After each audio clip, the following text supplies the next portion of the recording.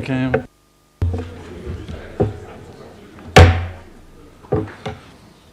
Good evening, councillors and members of the public. Before we commence the meeting, can I draw your attention to the fire regulations which are displayed on the screens behind me. There isn't any practice intended tonight, so if the fire alarm goes, please leave the building as quickly as possible by one of the three exits, and we'll assemble under the canopy outside Waitrose across the road. Can I also ask you to switch mobile phones to silent or to off? Thank you. Members of the public, can I just say that as a committee we understand that matters under consideration tonight can be emotive, very emotive. Please, however, be respectful of those around you in the public gallery and the committee and refrain from booing, cheering or any other form of disturbance. This is a meeting held in public, it's not a public meeting. So now let's move on to the business. Sitting in front of me, can I just introduce the officers? We have Eric Scarlett from our legal team, Peter Cleveland. We have Rachel Callis, who's the officer on this particular item, Louise Yandel, Senior Planning Officer, and then the Head of Planning, Elizabeth Sims. So without further ado, Emma, can we have apologies for absence, please? Thank you, Chairman. Apologies have been received from Councillors Brian Adams, Mike Band and Pat Frost, and this evening Councillor Patricia Ellis is attending as a substitute. Thank you for that. And declarations of interest. Thank you, Chairman. Prior to the meeting, we've received a declaration of a disclosable pecuniary interest from Councillor Chris Story, and as this is for the only item on the agenda, he's not in attendance this evening. Councillor Forrest. Thank you, Chairman, and my apologies for not submitting earlier, but I would like to declare a non-prejudicial interest as I am a trustee of the charity Care Assure. Thank you very much. Councillor Barham? Oh, okay. That's all. Moving on then, item 3 on the agenda, questions by members of the public. Emma, have there been none received, thank you. None received, thank you.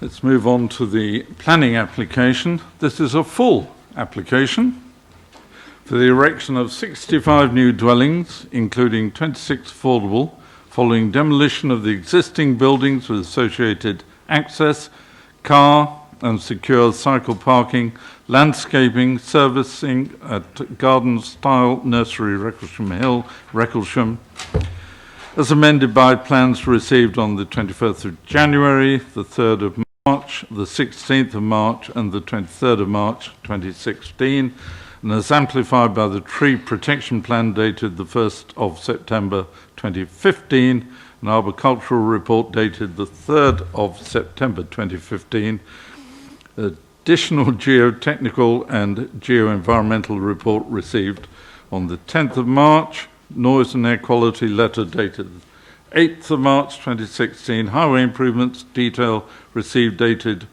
9th of March, acoustic fence technical information received 22nd of December 2015. I rather think that's a typo error there. Marketing appraisal report dated the 10th of December last year, and further supporting information received on the 25th of January, 26th of January, and the 11th of March, all this year. So, without further ado, Rachel Callis, please introduce the item. Peter, sorry, we'll start with you then. Thank you, Chairman. Just by way of introduction, I was just going to make a few key points to assist members' assessment in relation to the application. I'll then pass over to Rachel as the case officer to take members through the plans and determining issues.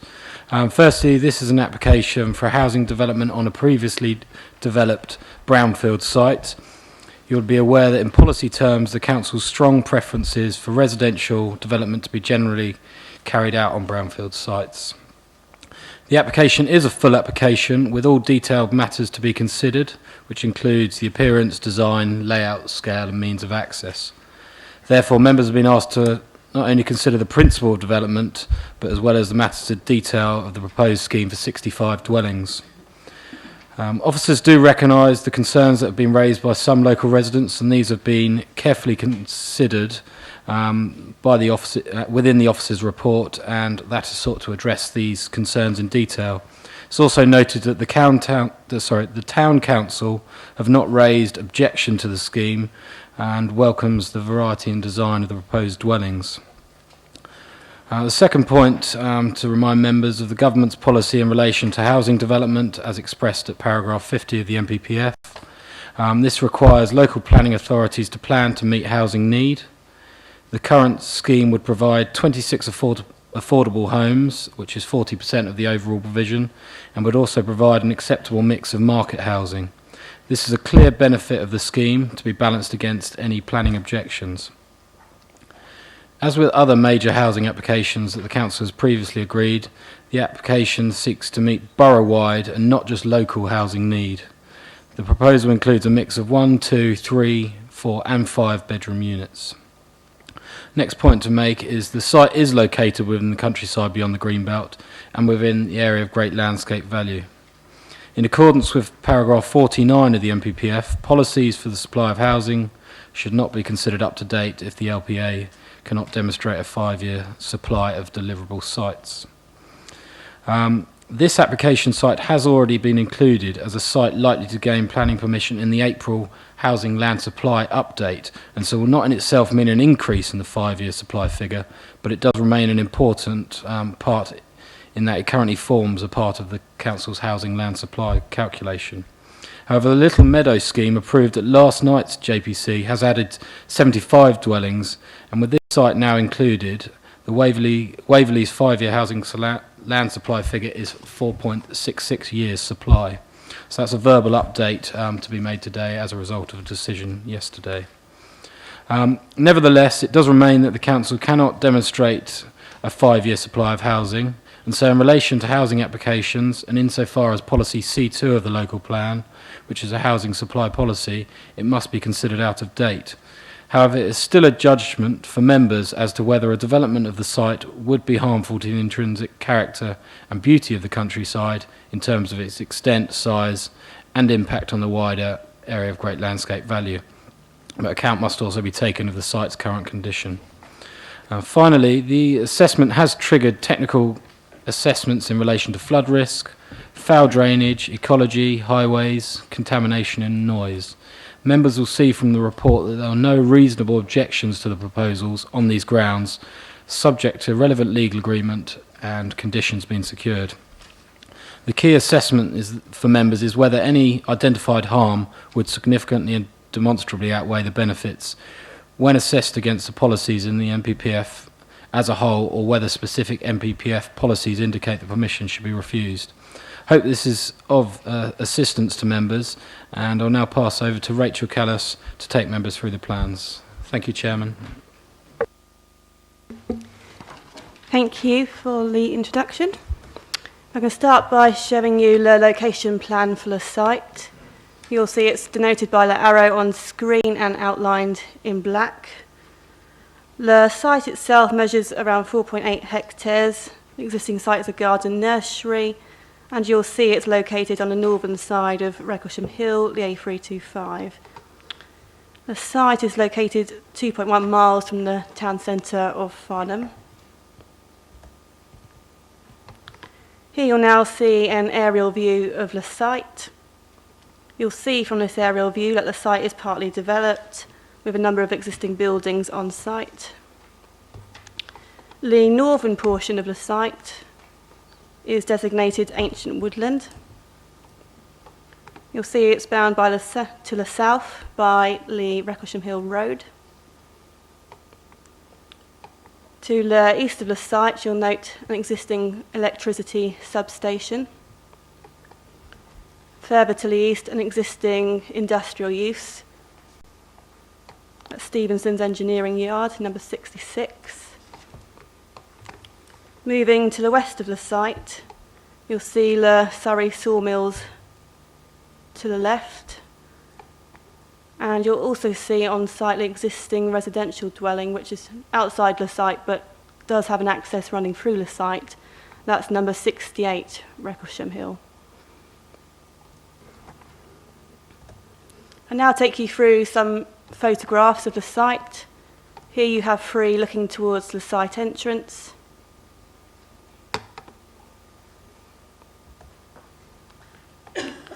These are 3 of the main existing buildings on site.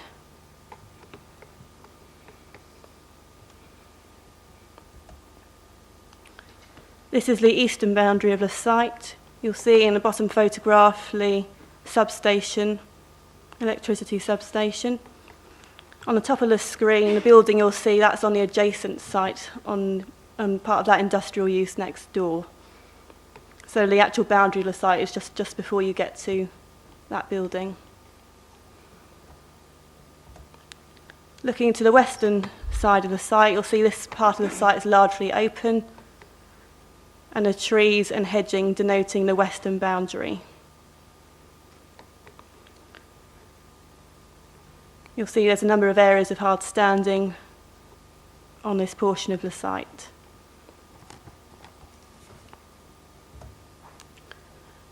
Moving to the rear of the site, you'll see views towards the existing woodland to the rear. And you'll note that the site levels do fall away significantly at the rear of the site.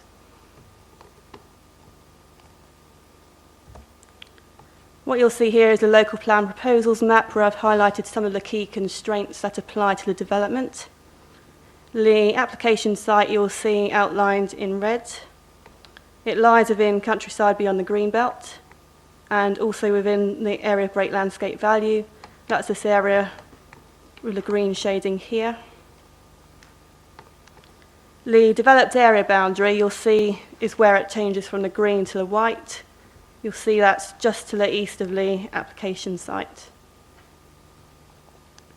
Further afield, you'll see the conservation area, the Recklesham conservation area boundary marked. To give you an idea of distances, that's about 560 metres from the site.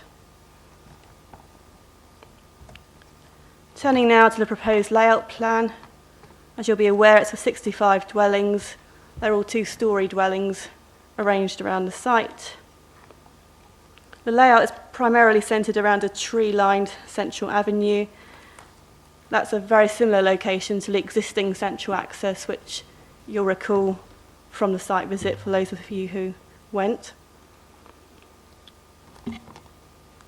Here you'll see as well that the ancient woodland remains to the rear, and that would not be impacted on by the proposal.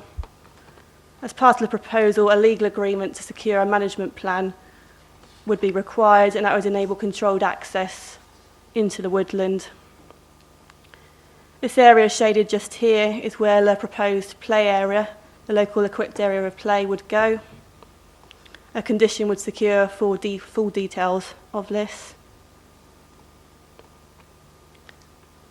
You'll see the existing residential dwelling and the closest neighbour to the site, number 68, just here.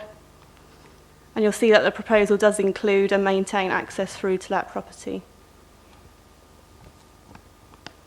Turning to the front of the site, you'll notice that existing tree screening would be retained along the front and also enhanced by further planting.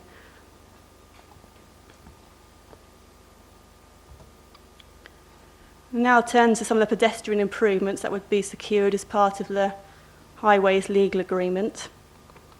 This is the site entrance just here. A new pedestrian drop crossing would be proposed here. One of the key proposals is to link a footpath within the site with a new footpath just here, and that would provide a continuation and pedestrian access down towards Recklesham. What you'll see from the layout plan is this tucks inside the site behind the proposed and existing trees, and would rejoin the carriageway just here, coming outside the site to continue down. This here is a junction with Echo Barn Lane, and you'll see it's a proposed upgrade of pedestrian crossing facilities at this point. The proposed package of Section 278 highway works and contribution to highways improvements would, in officers' view, be sufficient, and in the County Highways' view, sufficient to mitigate the impact of the development. They would include a modified site access and new footway connections between the site access and Recklesham Hill, as previously mentioned, connecting to the existing footway provision on the north and south side of the carriageway. In assessing the impact on highways, development should only be prevented or refused on transport grounds where the residual cumulative impacts are severe. That's the guidance within the policy within the NPPF. In assessing this application, there would be a negligible net increase in traffic compared with the existing use on site. The proposed mitigation package is considered to mitigate the impact of the development. The County Highway Authority have confirmed that the proposed layout provides sufficient turning space and accessibility throughout the development. The number of parking spaces proposed, totaling 147, does exceed the Council's parking guidelines, which suggest a minimum of 144.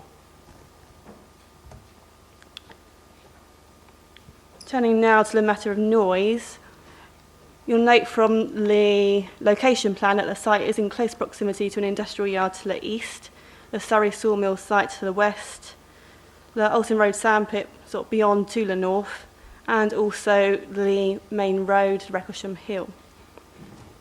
Mitigation measures recommended or proposed, include attenuated vents, trickle vents, double glazing and acoustic fencing. The acoustic fencing in particular is considered necessary in order to mitigate the noise impact from the sawmill. The plans on here are showing you some details of that sawmill. Turning here, this is the western boundary of the site, and you'll see that the fence is proposed to run along that between the sawmill and the proposed dwellings. That would be up to a height of 2 metres and along the western boundary, and would have a timber appearance. You'll also see from this plan at the bottom that a landscaping buffer is proposed around that acoustic fencing to soften the visual impact of it. Subject to these mitigation measures being outlined, being implemented, the Environmental Health Officer raised no objection in respect of the noise impacts.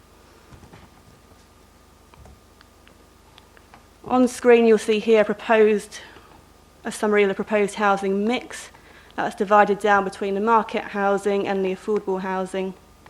You'll see a total of 39 market housing proposed, and that's including 5 2-bedrooms, 21 3-bedrooms, and 13 4 or more bedrooms.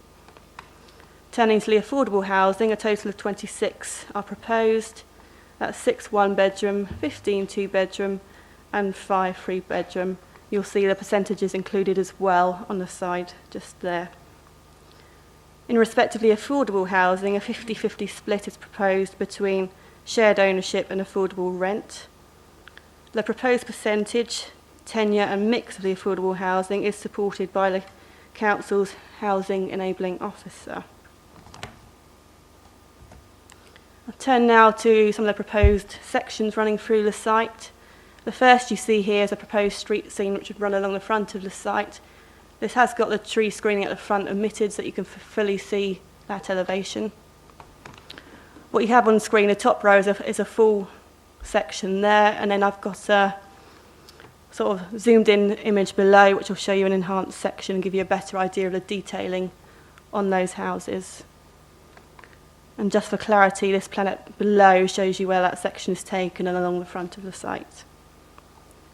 You'll see from this plan that the dwellings would all be 2-storey in form, have a key active frontage, a varied street scene. You'll see they incorporate different porch features, and you've got variation in terms of the roof form, and also variation in materials just in that section. Again, the same applies here. The section at the top is a full section, and that runs along the central access road looking west. Below is a zoomed in image of just a few of those dwellings. And this plan below shows you where that section is taken from. Similarly, you'll note here the variations in roof form, and partly due to the topography of the site, you'll see you have got some variation in ridge heights going through the site. And again, you'll note a variation in terms of the materials used and the roof form used. You'll note that there are a number of trees and landscaping proposed along this central avenue running through the site, which does help to reflect the semi-rural character of the area.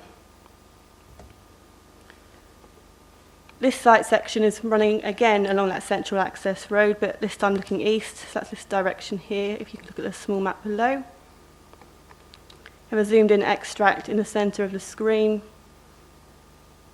which again gives you a close-up image of the range of dwellings proposed.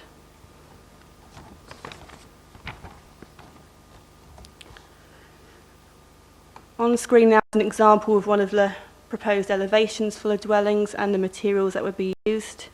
So you've got 2 dwellings here, and the numbers on here denote the key below. So number 1, you've got orange, red, brown brick. Number 2, you'll see, is the red and brown roof tiles. And number 5 is red and brown plain tile hanging. The detail of the materials would be secured by way of condition to ensure that a high quality of materials were used in the development. I'll now take you to the determining issues. You'll see that these are divided into 2 columns. Firstly, the matters of principle and technical opinion, and secondly, the matters of judgment. I'll say a few more words on a few of the key issues, which you'll see outlined on screen. First of all, turning to the loss of the existing employment site. The applicant proposes to condense the garden centre operations with Forest Lodge, also in the ownership of the applicant. That site is located 1 mile to the southwest along the A325. There are no local plan policies to protect the existing use. The National Planning Policy Framework states that in making a decision, regard should be had to relative market signals and a relative need for land uses to support sustainable local communities.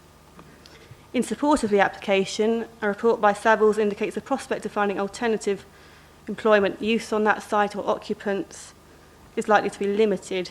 However, no marketing has been undertaken.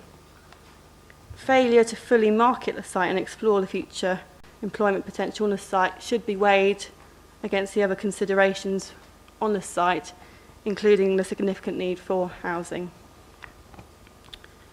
Turning now to contaminated land. The site is contaminated.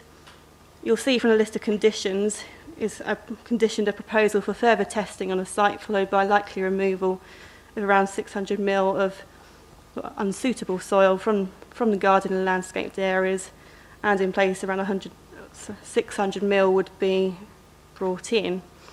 The specific quantities of that would be determined by further investigation. However, none of the houses proposed are actually proposed on the former landfill area. And following the tight conditions to control that further investigation, there is no objection from the Council's Pollution Control Officer. The associated traffic movements with removing the contaminated material from site would be controlled by 2 conditions you'll see recommended. That's condition 4, which is a construction transport management plan, and condition 32, which is a sustainable construction plan. Finally, turning to flood risk and drainage. The site is located within flood zone 1. The applicant would be required to provide a foul drainage strategy, which would then be approved, subject of approval by Thames Water. And a lead local flood authority are satisfied that sufficient drainage can be achieved on site. Full details will be secured by condition, and the pond on site will be used as an attenuation device. If I can now turn members' attention to the update sheet.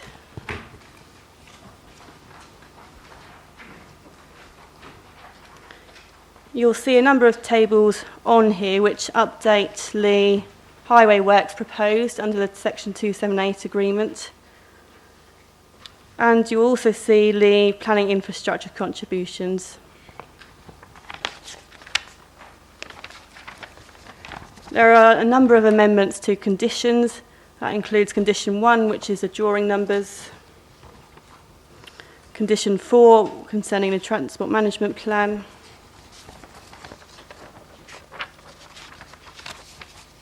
and condition 35, which looks at the wording of the tree protection condition there. There is also an additional condition recommended, number 43, which is to secure full details of the proposed local equipped area of play. The revised recommendation is set out for you on the update sheet, and that is that subject to the completion of appropriate legal agreements by 7th of July 2016 to secure 40% affordable housing, section 278, off-site highway works, an open space, play and woodland ecological management plan, planning infrastructure contributions relating to waste and recycling, secondary education, community facilities, playing pitches, cycle and footpath improvements, and sand contributions, that permission be granted, subject to amended conditions 1, 4 and 35, additional condition 43, and conditions 3, 6 to 34, 36 to 42, and informaces 1 to 19, as set out on pages 79 to 99 of the agenda report. Recommendation B remains as set out on page 99 of the agenda report, and that's in the event that the appropriate legal agreements are not completed. Thank you, Chairman. Rachel, thank you very much indeed, and thank you again for producing photographs that we can all see and understand. Much appreciated. Right, now we turn to the public speaking. I believe the procedure has been explained to you fully. So can I first introduce Robert Gilbert to speak? You have 4 minutes, sir. R-O-B-I-N. Thank you very much indeed. Robin, I do apologise, sir.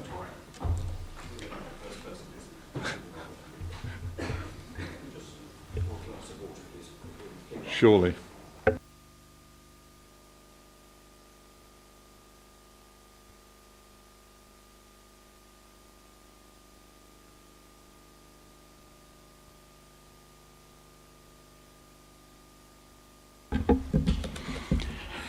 Good evening, ladies and gentlemen. I'm Robin Gilbert. A number of the residents think there are powerful reasons to oppose this development, and I'll run through them very briefly as time allows. Firstly, traffic congestion. I think the Farnham design statement in 2010 says that developments with direct access to the A325 should be discouraged, and it's well recognised that the A325 is already highly congested through volume of traffic, which uses a narrow single-lane road alongside houses, very close to them as well, with poor facilities, very poor for pedestrians. This and other nearby developments, plus traffic from the Borden eco-town, which is not mentioned, I don't think, in your summary at all, but this involves 2,500 new houses, and they've already accepted it will increase traffic on the A325. And this development and others, plus particularly the Borden one, are clearly going to compound the problem. Secondly, adverse impact on traffic flows. We have a proposed pedestrian island, which is likely, in my view, to badly impact on the traffic flows on the A325 and Echo Barn Lane, with perhaps 100 cars seeking to exit the development in the morning and enter in the evening, and no traffic filter. This is likely to cause, I would have thought, severe disruption to a narrow, overcrowded single-lane road, which is the A325. I'm making this point. We live further down the road, and we have 3 houses in our little close, and it is pretty difficult to get in and out, and it does cause disruption, and so I'm very surprised you haven't got a filter or something like that here. Thirdly, poor accessibility. The site has poor accessibility to the town centre, schools, shopping facilities, GP health facility and so on, and particularly the train station, which is extremely difficult to get to from the site. Cycling, which you talk about, is too hazardous, and buses are substantially delayed by rush hour traffic. The proposal clearly does not deliver sustainable travel as defined by the National Policy framework. Fourthly, safety concerns. Pedestrian safety is likely to be impacted at crossing points due to lack of street lighting, very narrow pavements and fast traffic. Cycling is being encouraged, but this is ill-advised and dangerous. I asked my 12-year-old son what he thought of cycling down Recklesham Hill, and he basically said no way. He found it very scary even to walk up it because of the narrow pavements. Fifthly, visual and landscaping concerns. The concentration of housing is totally out of keeping with the current semi-rural setting with a number of large, well-separated houses. The development contravenes the design guidelines in the NPPF, which requires developments to enhance the quality and character of the area. Number 6, pollution concerns.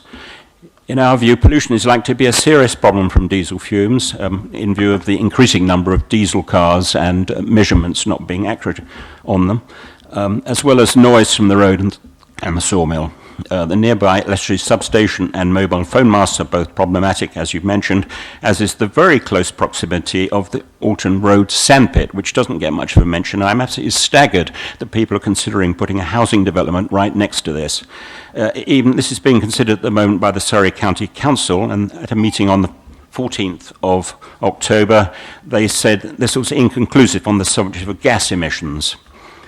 And seventhly, geophysical and ecological aspects. This site has not got a very high rating. There are a number of better ones. So development without attention to the surrounding infrastructure has to be a recipe for disaster in our view. We have to live there. For these reasons, many of our neighbours and ourselves strongly oppose this ill-thought-out new venture. Would we buy a house in the development? The answer has to be no. Thank you very much indeed, Robin Gilbert. So now, can I turn to the supporter for the scheme, David Neal.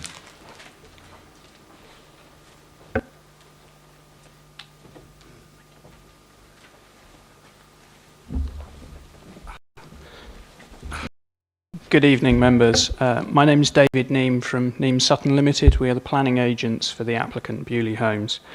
Members, the scheme before you for consideration this evening comprises a full detail proposal for the redevelopment of a previously developed site that is proposed as a housing allocation in the emerging Farnham neighbourhood plan.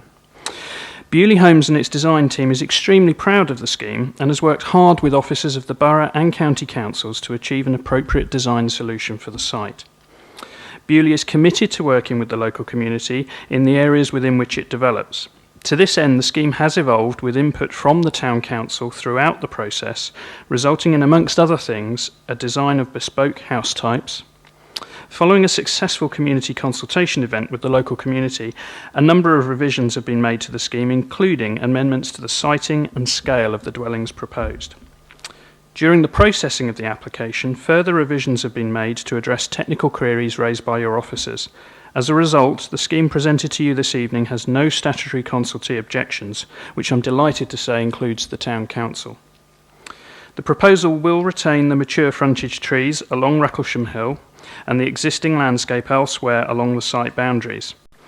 A management plan is also proposed to secure the future of the ancient woodland to the rear of the main development site.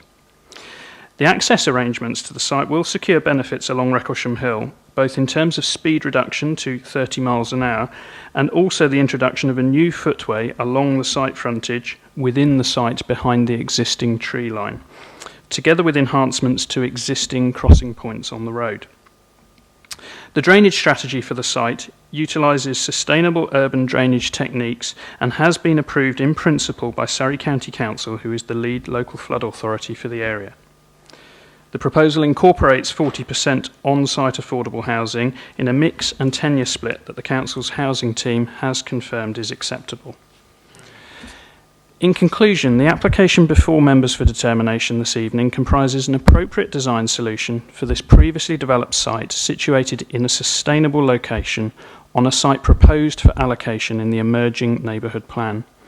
The scheme makes best use of the site, and the applicant therefore respectfully requests that members accept the officer recommendation and resolve to grant full detailed planning consent. Thank you for your time. Thank you very much, David Neame. Members, let's open it up to committee.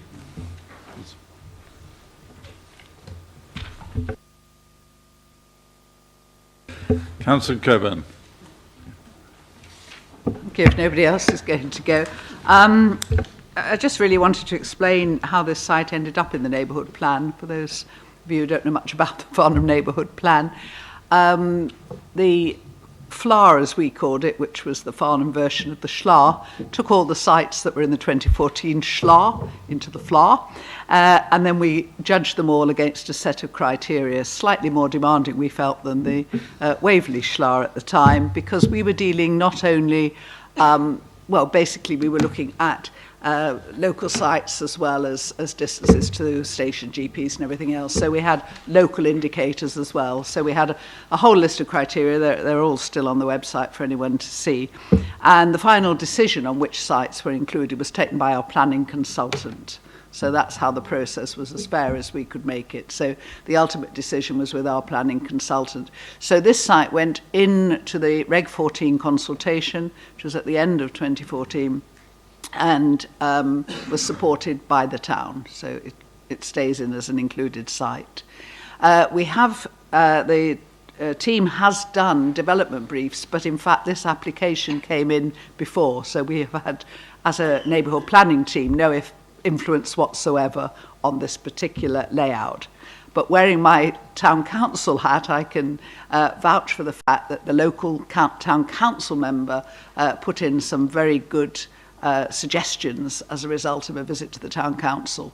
And we did point out that the conservation area is actually a real mixture of styles, because when we first saw what was proposed on this site, it just seemed incredibly monochromatic, if that's a word, but certainly brown, in not very many shades of it either.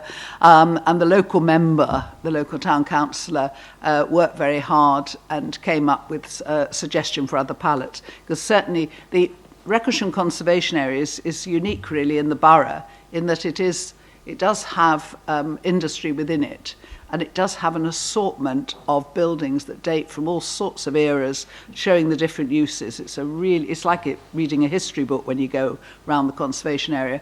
And the local councillor was very keen that whatever happened, this site should not be brown. I could make some criticisms of this site, as I say. This, not the site, that's in the plan, and I accept it. But I'm a little bit disappointed. I always am, I suppose.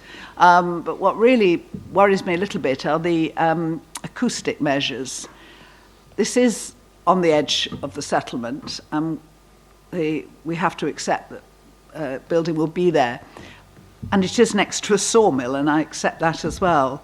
But I do have concerns really about this acoustic fence and the ugly nature of it.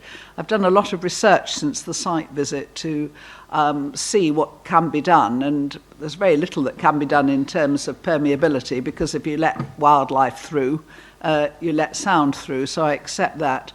But there are some quite attractive options. This is, it is in an area that used to be protected, and I really think that any boundary treatment should be green on both sides, and really, as you're driving in, you shouldn't have something hideous to look at, and certainly from within the site. So I would like a reassurance. I know we're keeping the buffer at the front, and I think there's a condition anyway to maintain that. So I think basically what I'm trying to say in terms of landscaping and green is that every single bit of green that you can keep and replace on this site should be done. In terms of the 325, I mean, what can you say? The speaker said it all. It is a very busy road. In fact, we stood on the site visit, surprised you could hear the sawmill. We couldn't. We could hear the traffic. We understand the 325. We know the traffic in the west of the borough. It's horrific.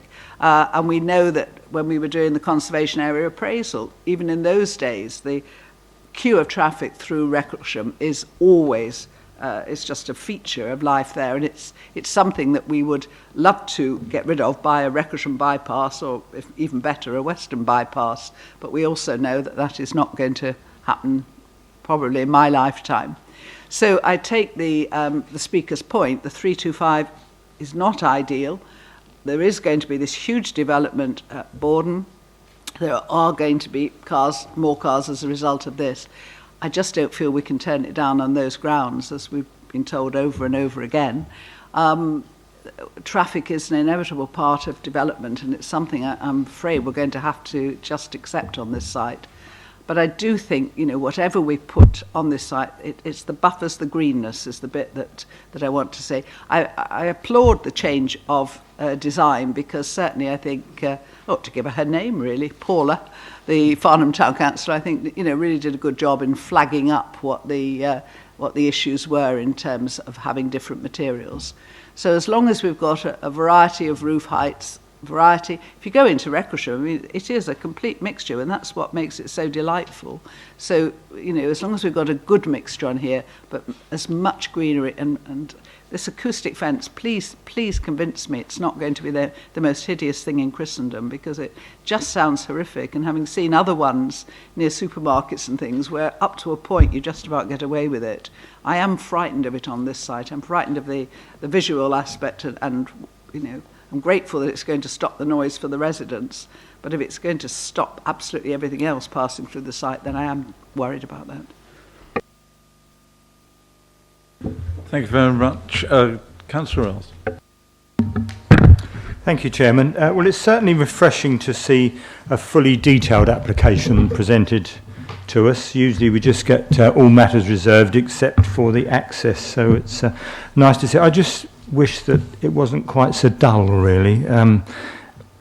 They've been referred to as bespoke house types, but I mean, they're the sort of house types. They've been building houses like this since the 30s. There's nothing imaginative about them. There's nothing wrong with them. They're just dull, I think.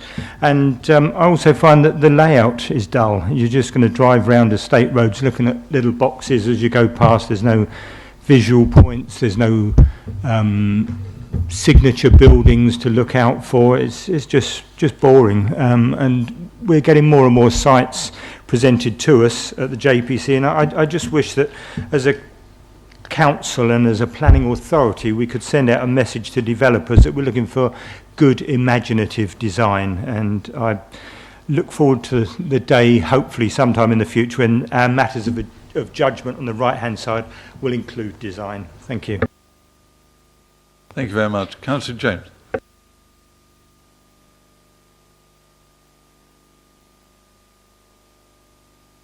In which case, Councillor MacLeod. Thank you, Chairman. I'd like to first of all support what Councillor Else has just said. I think it's very good advice to the developers, and I think it was very good comment. I'd also like to say that I'm also a member of the neighbourhood plan team. I have been since I joined the council a year ago. A team which has been so ably led by Councillor Coburn for much longer than a year, and I'm very supportive of what Councillor Coburn has said as well. But I have to say as well, I have a great deal of sympathy with many of the comments made by Mr. Gilbert, particularly in relation to traffic. I think the problem about turning down this issue, this application in traffic, is what Rachel said, that this would add so little to the traffic that there's no way that it could be seen to be turned down on traffic grounds. But I think it's worth saying a few things about the traffic issues in this area. The Whitehall and Borden regeneration scheme, which is also known as the New Hampshire Greentown, when I looked up on the website today, actually it said it was going to produce 3,350 homes, which is rather more than Mr. Gilbert said, and that will produce something like 5,000 more cars. And the only way cars can drive out of Whitehall and Borden is either south away from Farnham or north towards Farnham and past this site. And the traffic numbers, I looked up the traffic numbers on the Department for Transport website today. There's 14,000 cars pass the Garden Style site every day, and about half a mile away in Wrecshamshire it increases to 15,000. Then when you get to the A31, you join a load that's got 35,000 cars, and a little bit further along that road at Hickley's Corner you're in 44,000 cars. So that shows the traffic problems that we have in Farnham. And although we can't turn this one down on that grounds, I think we should be bearing that in mind. And in terms of the Whitehall Borden comment, the 3,350 new homes at Whitehall and Borden is just part of 20,000 new homes that are going to be produced in the Farnham area, outside of Waverley, within about 10-15 miles of Farnham itself. Farnham borders East Hants, Rushmore, Hart and Guildford boroughs. That's the plans that these boroughs have, very, very close to Farnham. So this is just taking a bit of an opportunity to get in a little bit of a soapbox about Farnham. But I'm afraid none of that can really affect this particular application, I regret to say. And I think the other points made by Mr Gilbert were very worth bearing in mind as well. But unfortunately, we're being supportive of the neighbourhood plan. I have to support this application, but with certain reservations. Thank you, Chairman. Thank you very much indeed. Nice soapbox. Councillor Dean. Thank you, Chairman. Can I just thank the officers for an excellent report. Firstly, I'd like to say it's really good to see some photographs I can actually view. I know it was mentioned by the Chair. I mentioned in the previous meeting, it makes such a difference, so thank you for that. I'm a little bit disappointed that all the buildings are two-storey houses. We have the highest percentage of over 65s in Surrey, and I think a better mix of some bungalows would have supported that. Can I just turn to page 22, which is the Surrey Police Crime Prevention Design Advisor. And if I've missed this in one of the many conditions, my apologies, but the last paragraph or recommendation said they should be required to achieve the full design secured by design award. I couldn't actually see that in the conditions, but I don't know whether I just missed that or whether the condition has been missed. If it has been missed, can we include it as an additional condition, please? Thank you, Chairman. Thank you very much. Rachel, do you want to come back at that point?